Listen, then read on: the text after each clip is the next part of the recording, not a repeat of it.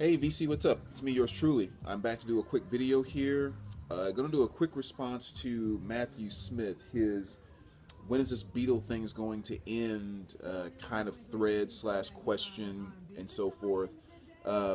He has a couple of threads going right now. I'm gonna do this one. I'm gonna come back a little bit later and jump on board his other one as well. But just kind of a nice, simple, if you will, topic for discussion, which is a really good one. Uh, and he was just kind of asking, the whole vinyl resurgence, just kind of simplifying here. Is this something that's going to fade, type of thing, like a lot of people are saying? And then kind of like with the Beatles and the way you have a lot of young people and stuff that are still kind of really into it and stuff like that. Well, eventually over time, can you kind of see, you know, the Beatles thing kind of ending or fading and that type of thing? So just kind of that your thoughts on that whole concept. And you mentioned, I hope I pronounced her name right. I think it was Chaplin. You mentioned when you were talking about it from a movie perspective. I think it's probably kind of a good place to start. But you were kind of saying with those old movie posters that they sell for quite a bit of money right now. But then kind of asking the question, well, will there still be enough interest down the line? Will they even be worth anything? Because he just kind of fade and no one really have interest in it. Basic supply and demand, as you said. I think it's kind of a good place to start the discussion, and I would say let's kind of bring like Sylvester Stallone and Arnold Schwarzenegger, two other big name actors, into that discussion. Now, I mean, you can go back to some of the stuff like Stallone with Judge Dredd and First Blood and all that kind of stuff. Schwarzenegger with Commando or Terminator or whatever else. I think most of us would agree there was nothing that took place inside of any of those movies that could come anywhere near warranting, actor of the year, best actor, or anything of that nature.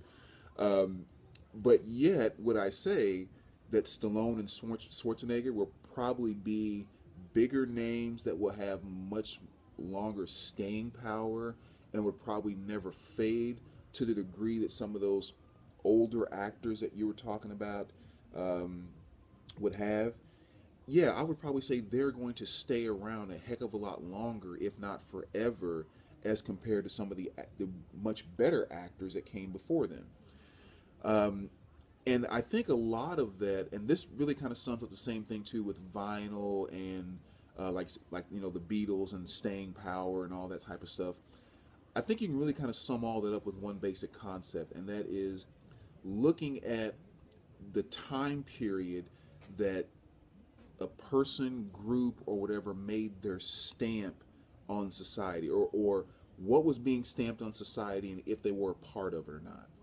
So when you talk about Stallone or Schwarzenegger and many other actors and actresses as compared to Chaplin, as you mentioned before, well, Stallone and Schwarzenegger really became big going into the 80s and then into the 90s. I mean, they're still around today too, but 80s and 90s they're becoming big, Rocky and everything else. Now, what's taking place during the 80s or 90s? Number one, that's really kind of the booming period when you're looking at the movies, theatrical movies and so forth. Now, you had movies prior to that, you can go back to the 20s and 30s and on up, but at the same time, it was kind of somewhat considered a treat to actually be able to go to the movies. Everyone couldn't afford it. Everyone was not allowed to go to the same theater. It's segregation and everything else. Certain movies were made for certain groups of people. Certain movies were made for other groups of people. Uh, th- this is prior to everyone having a color television in their home, or television period, much less a color television. Prior to cable networks, prior to some of the poorest among us having color TVs and cable in their homes. And then you start moving into this time period where going to the movies is something that just the average teenager did with their friends on any given weekend. And then of course VCRs, then beta, then DVD, on and on and on. So anyway, you have this tremendous boom of technology, if you will, going into the 80s. And that was really kind of the time period where movies really made their stamp on society as a whole. I'm not talking about necessarily you movie geeks out there, kind of like we're music geeks, the movie geeks out there that really know about all the classics and dig into, you know, all those greats and everything that most of us common folks would never know about. But that timestamp was that 80s when movies were just shoved down your throat. You know, it was just the movie business in general made this tremendous impact on society. So whichever actors or actresses were really big during that time frame, they are going to have this staying power that will just never really fade away.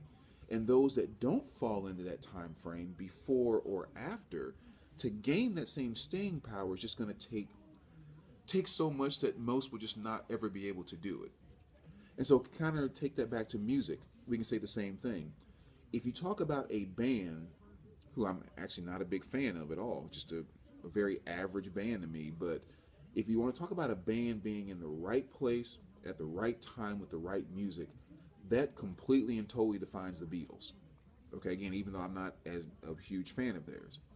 But were there great musicians and great music before the Beatles? Yes. Great music and great musicians since the Beatles? Definitely. But the Beatles coming in when they did, at the time that rock and roll was just bursting out of the seams in terms of breaking away from parents who have just been so scared and holding you back from thinking this is just going to completely corrupt you. You know, getting away from not being able to show Elvis swiveling his hips.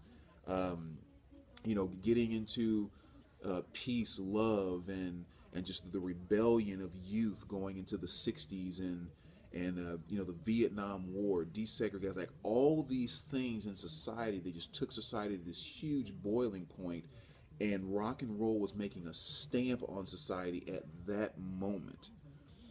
Now, any bands that were huge during that time frame are gonna have a staying power that bands before and bands ever since are just not gonna be able to have.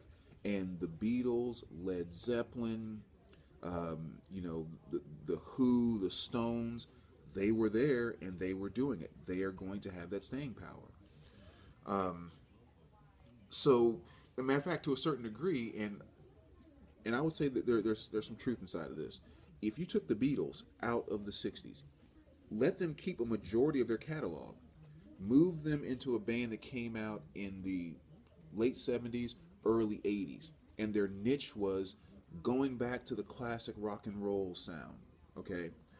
And took your, I don't know, Beyonce's or Lady Gaga's, and don't get me wrong, I'm not saying take the exact song back to this, you know, lyrics and everything else, but follow me with the concept here. Took your Beyonce's and Lady Gaga's back to that time frame when the Beatles came out, when rock and roll was doing what it was doing. Overall, Lady Gaga and Beyonce would have a higher level of staying power, if you will, and greatness if they were coming out during that time period. And the Beatles would not be anywhere near the same level if they would have came out in the late 70s or early 80s. Again, with almost the exact same music they have on record right now, they would not be as big. But it was, we brought that at this time when rock and roll was making this stamp on society. And that has a lot to do with the staying power of things. So that's why some of those older actors we were talking about won't have the same staying power, and those posters, they will still be worth something because those that are really into it will always value that era that doesn't get all the credit it deserves. And kind of the same thing with music, the exact same thing. So the Beatles are going to be around for quite some time. And with the advancements of technology and everything, that excitement and energy of what made that so great at that time, it's so easy to pass it to the next generation now. Because it's not just your mom or dad telling you about it and then giving you an old beat up record, and that's about the extent of your connection. The connection now is being able to go back and watch videos and YouTube and just all the technology and everything we have. It's much easier for a 19-year-old to go back and experience some of that initial fire of rock and roll. And so again, those Chuck Berrys, those Beatles and all that, that stuff is never going to fade just because of that. Matter of fact, another context to put it into, just to even take it away from music, I think that really is very similar, is go back to, or look at our space program, or what's left of it. NASA, everything they've done, the satellites we have out there, landing probes on Mars, sending satellites way out past Jupiter. I mean, just was it a month or two ago, a couple months ago, we landed a probe on the surface of a comet, or an asteroid, I should say, and they were trying to get pictures of it, but they're saying, okay, it landed in kind of a valley, so it's not getting enough sunlight, so we're only getting so many hours of energy in the batteries. I mean, that got maybe 50 or 60 seconds of airtime on the news when they landed landed that satellite on that comet, or that asteroid. But can you go back to when the space program really first took off and made its stamp on society? Once, one small step for man, one giant leap for mankind. The world was completely and totally encapsulated with what was going on when they took that first step on the moon. Going to the moon now, you're lucky if you even hear there was a launch, But yet, how come that's what, one small step for man, one giant leap for mankind? How come 99% of you know exactly what I'm talking about when I say that? Yet, if I took a quote from just about any other space mission since, you'd have no clue. No staying power, even though they're doing things 1,000 times greater than what happened when we landed on the moon for the first time. The technology in my cell phone, that alone, there's more technology and ability in your cell phone than on the guidance system in the first Apollo mission. More technology than the entire guidance system in the space program at that point in time is in your cell phone, in your hand. So again, do you think that this is just like the greatest thing ever? Not do you like your cell phone, but do you look at it as a piece of technology and say, that is just the most incredible thing ever? No. But yet we go back and celebrate one small step for man, one giant leap for mankind, because of the stamp that it made and where we were in society and what was going on. So actors, music, bands like the Beatles and all these things, where we're talking about whether they're fads or not, I think a good majority of it is based off of where were they when they made that stamp in society.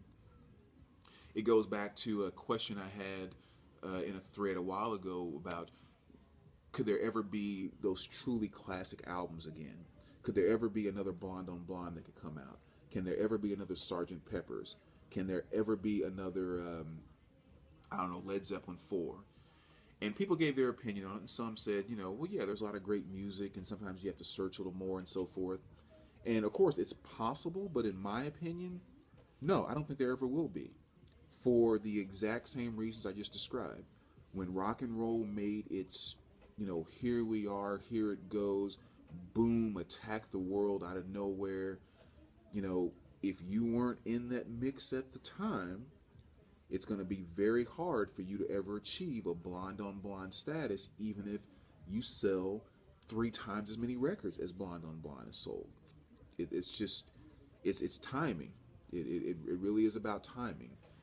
And not timing of when you release, but timing on how you're involved in something as it's putting its permanent mark on society. That's kind of what it boils down to. And I think vinyl's kind of the same way. So do I think it's kind of a fad? Sales may go up or down, but vinyl's not going anywhere. Because as much as technology is developed and everything is always made to make our lives easier and more efficient or whatever else, but the one thing you can never kind of get rid of is technology is out here, but we're still human.